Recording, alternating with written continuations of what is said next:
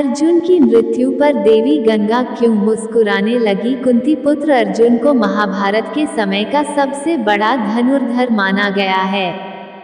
ऐसा भी माना जाता है कि अर्जुन के पास अगर धनुष चलाने का कौशल नहीं होता तो पांडव शायद ही महाभारत युद्ध जीत पाते। साथ ही अधिकतर लोग यही जानते हैं कि अर्जुन की मृत्यु पांडवों के सशरीर स्वर्ग यात्रा के दौरान हुई थी। लेकिन दर्शकों, महाभारत में एक ऐसे भी कथा पढ़ने को मिलता है जिसमें में बताया गया है कि अर्जुन की इससे पहले भी एक बार मृत्यु हो चुकी थी और देवी गंगा अर्जुन की मृत्यु पर मुस्कुराने लगी थी।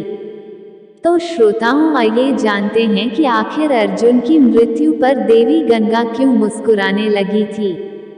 कथा के अनुसार महाभारत युद्ध में विजयी होने के बाद ज्येष्ठ पांडव युधिष्ठिर हस्तिनापुर के राजा बने। कुछ दिन पश्चात श्री कृष्ण के कहने पर युधिष्ठिर ने अश्वमेध यज्ञ आरंभ किया।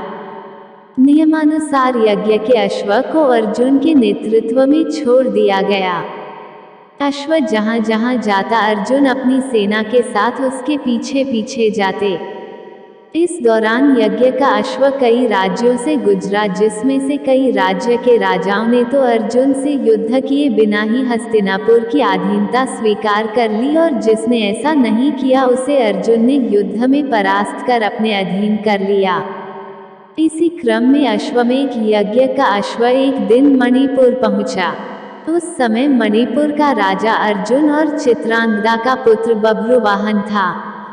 बभ्रुवाहन ने जब ये सुना कि उसके पिता अर्जुन उसके राज्य में पधारे हैं तो वो उनके स्वागत के लिए राज्य की सीमा पर जा पहुंचा और अपने पिता अर्जुन को देखते ही वो उनके स्वागत के लिए आगे बढ़ा, लेकिन अर्जुन ने उसे रोक दिया।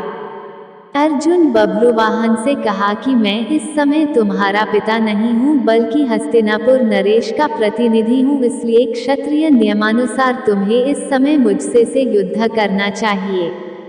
उसी समय अर्जुन की दूसरी पत्नी उलूपी वहां आ गई और बभ्रुवाहन से बोली, हे पुत्र, तुम्हें अपने पिता के साथ युद्ध करना चाहिए। अगर तुम युद्ध नहीं करोगे तो ये तुम्हारे पिता का अपमान होगा। माता की आज्ञा पाते ही बभ्रुवाहन युद्ध के लिए तैयार हो गया।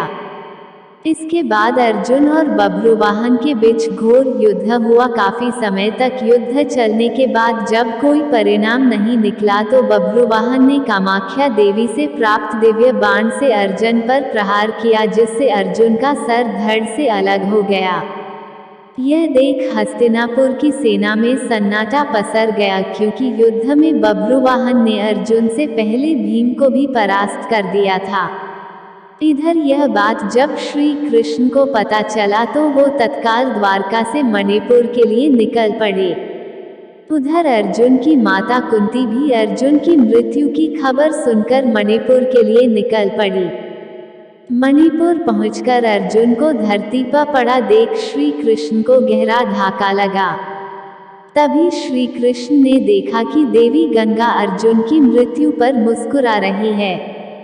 इतने में ही कुंती भी वहां पहुंच गई और अपने पुत्र के शव को गोद में रखकर विलाप करने लगी।